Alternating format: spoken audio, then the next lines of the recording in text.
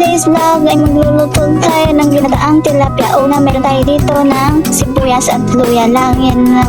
Wala nang bawang. At meron tayo ditong kamatis. 1, 2, 3, 4, 5. Bali, 5 kamatis. I-magic lang natin. Bak!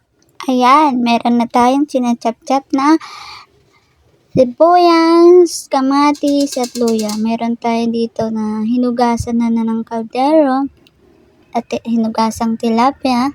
At ilalagay na natin ito sa kalderong hinugasan na 1, 2, 3, 4, 5.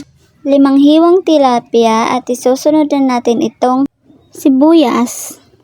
Pwede din naman natin lagyan ng bawang kung gusto nyo lang. Sunod natin dito yung luya. Mas marami yung luya kasi yan yung pampasarap niya. Takpan muna natin guys. Then, yung gata, ilagay muna natin dito. Tapos, dagdag lang tayo ng konting tubig dyan. Huwag lang masyadong marami. Tapos, halu-haluin lang natin yan para pantay-pantay yung gata. Mix.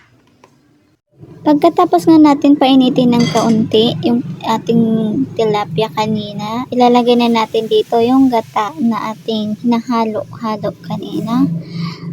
Oh! Masarap.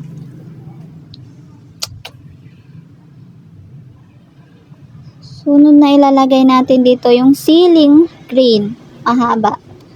Pampabango at pangpanghang ng kaunti lang. Tapos susunod na natin ilagay itong magic sarap.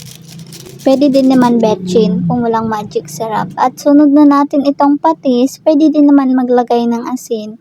Patis at konting asin lang. Walang patis, pwedeng asin. At ilalagay na natin itong suka. Huwag lang masyadong marami, konti lang din. Panoorin nyo guys kung paano ito gagawin at pwede nyo din pong ulamin. At ilagay na natin ito yung kamatis na slice natin kanina. Pakuluin natin yan at ilalagay na natin ito pechay. Pakuluin natin yan. Bali ang kulo niyan ay 3. Pagkatapos, ito na siya. Pwede nang kumain. Pwede nyo nang sundan yung video na to para makapagluto kayo o makapag-isip kayo kung paano nyo lulutuin itong tilapia na meron kayo.